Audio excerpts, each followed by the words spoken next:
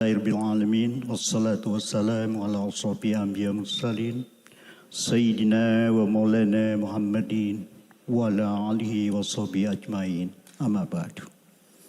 Yang terhormat Bapak Menteri Agama Republik Indonesia, Bapak Wakil Menteri Agama Republik Indonesia yang kami hormati, Bapak Ketua Komisi 8 DPR RI yang kami hormati, Yang mulia para duta besar dan perwakilan negara sahabat, Bapak Ketua Majelis Ulama yang kami muliakan, Bapak-bapak dan Ibu pejabat Kementerian Agama dan instansi terkait yang kami hormati, para peserta sidang isbat awal Syawal 1447 Hijriah yang kami hormati, mohon izinkan saya Cecep Nurwendaya, anggota tim Hisab Ruqyat Kementerian Agama Republik Indonesia, unsur dari Planetarium dan Observatorium Jakarta, akan menyampaikan paparan tentang posisi hilal penentu awal Syawal 1447 Hijriah.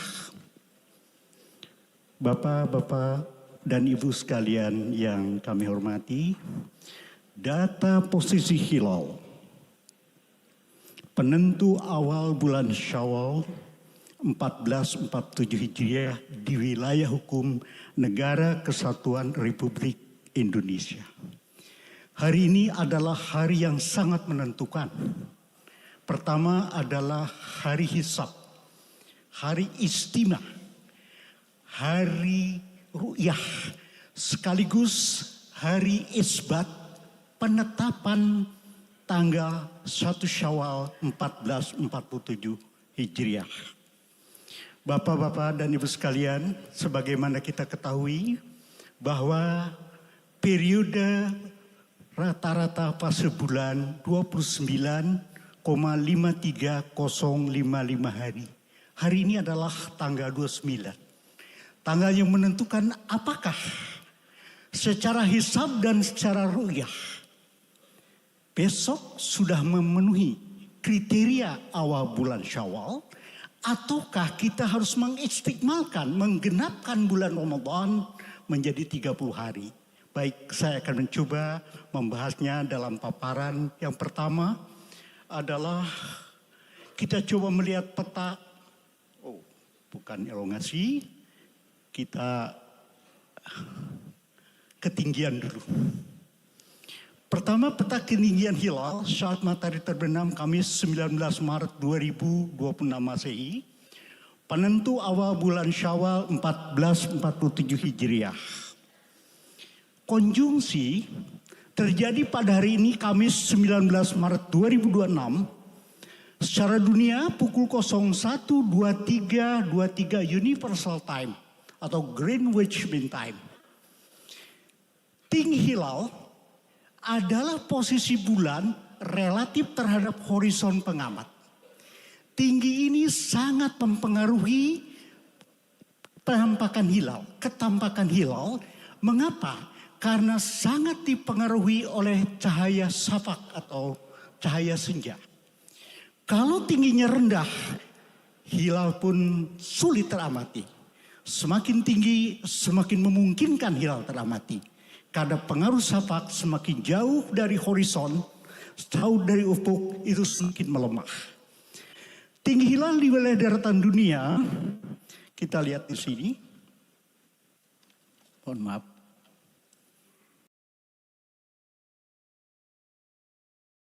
Ufuk itu semakin melemah. Tinggi hilal di wilayah daratan dunia, kita lihat di sini. Mohon maaf. Antara minus 2,2 derajat di New Zealand, Selandia Baru, kemudian sampai di Amerika 12,2 derajat di daratan dunia. Karena kita membahasnya daratan dunia.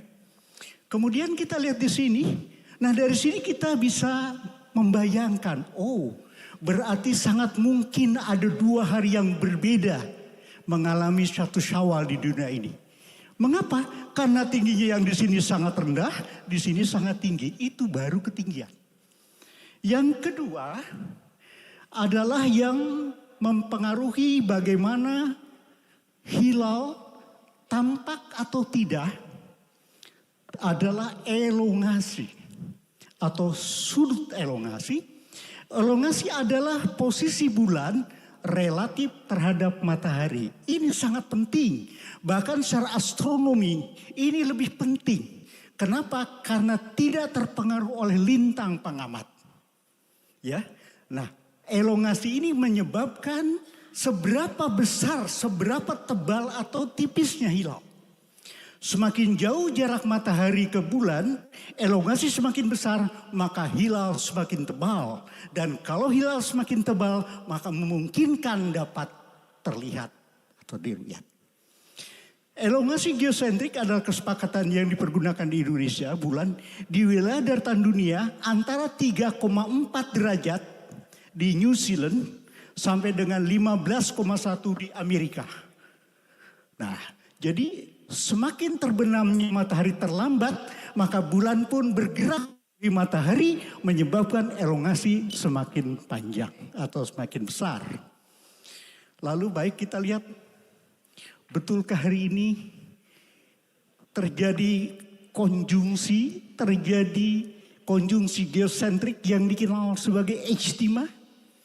Memang benar, secara astronomis hari ini tanggal 19 Maret 2026 Masehi bertepatan dengan tanggal 29 Ramadan 1447 Hijriah pada pukul 08.23.23 waktu Indonesia Barat atau 09.23.23 waktu Indonesia Tengah atau 10.23.23 waktu Indonesia Timur, bulan dan matahari memiliki value, memiliki harga bujur ekliptika yang sama. Inilah konsep konjungsi.